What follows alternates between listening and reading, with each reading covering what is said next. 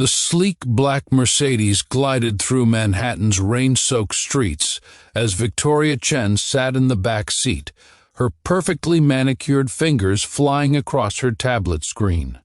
She didn't bother looking up when her new driver attempted small talk, merely waving her hand dismissively as if swatting away an insect.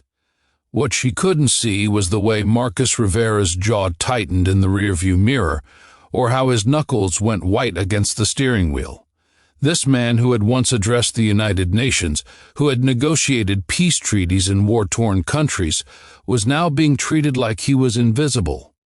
But Marcus had learned long ago that pride was a luxury he couldn't afford, not when his 9-year-old daughter Sophia needed her asthma medication, not when the rent was due, and certainly not when putting food on their small kitchen table meant swallowing his dignity one shift at a time.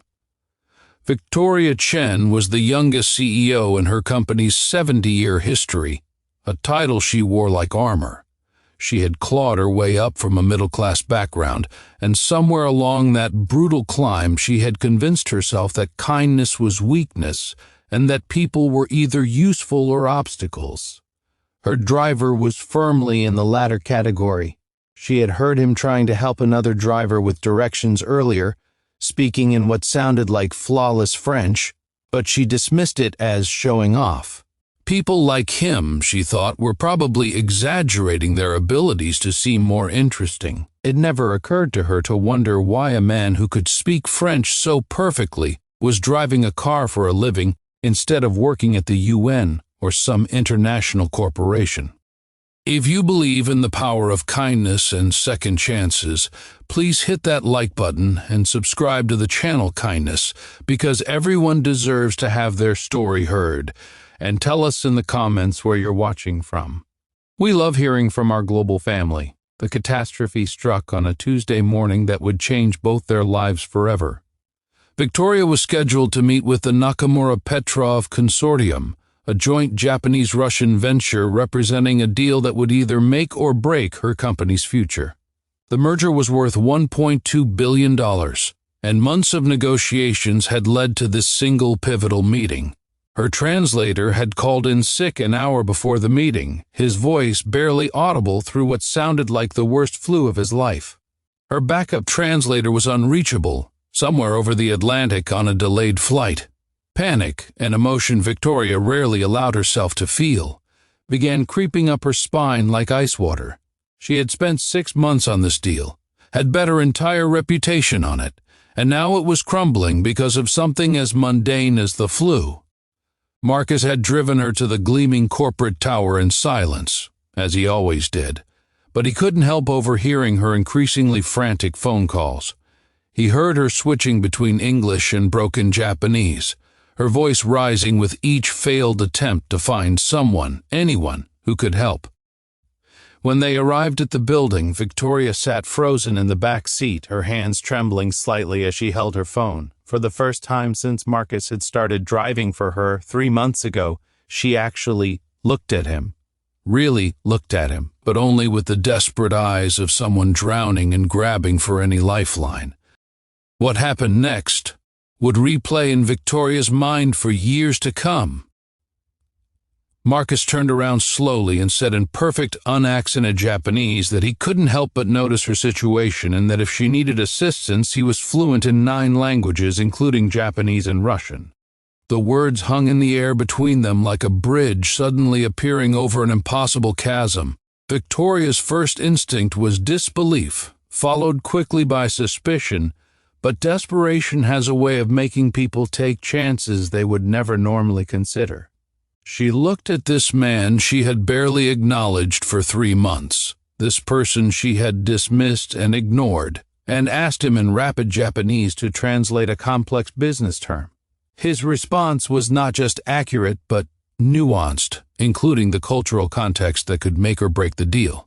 20 minutes later, Marcus walked into that boardroom beside Victoria, no longer wearing his driver's cap but carrying himself with a quiet dignity that made the Japanese and Russian executives immediately respect him. As the meeting progressed, Victoria watched in stunned silence as her driver moved seamlessly between Japanese, Russian, and English, not just translating words, but capturing intentions, cultural subtleties, and unspoken meanings that no basic translator could have managed. When the lead Japanese negotiator made a subtle reference to a classical haiku, Marcus not only translated it, but responded with an appropriate verse, something that brought a genuine smile to the businessman's face. When the Russian oligarch used an obscure idiom that would have confused most translators, Marcus rendered it perfectly, even explaining the historical context in a way that showed deep cultural understanding.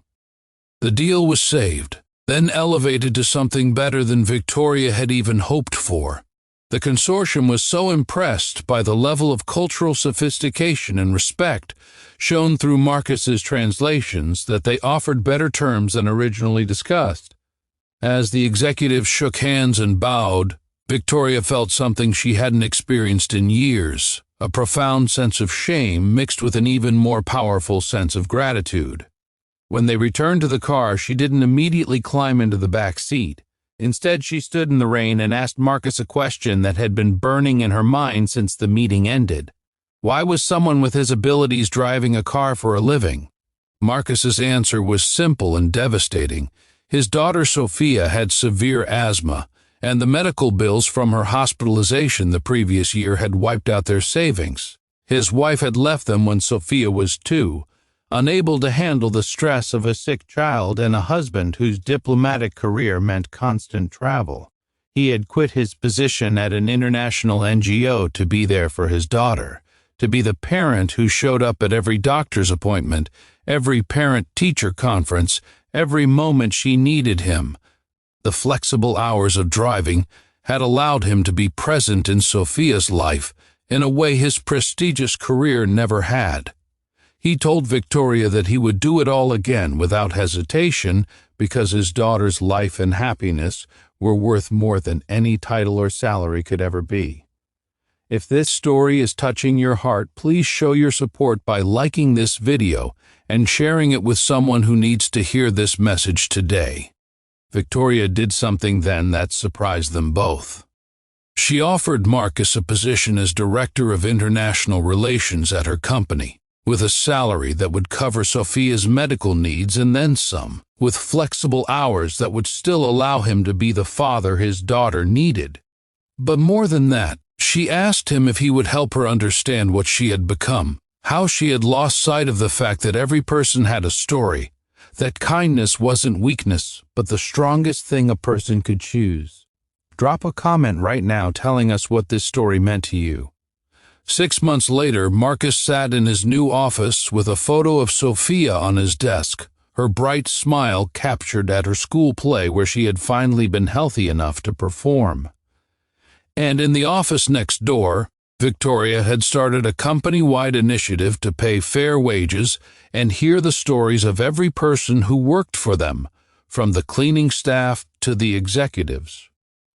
She had learned that true power wasn't in making people feel small, but in recognizing the extraordinary within the ordinary, in understanding that the person you dismiss today might be the one who saves everything tomorrow. The deal had been worth $1.2 billion, but the lesson Marcus taught her was priceless. Sometimes the people we overlook are actually the ones we need the most, and sometimes the greatest success comes not from climbing higher, but from finally learning to see the humanity in everyone around us, regardless of the uniform they wear or the job they perform.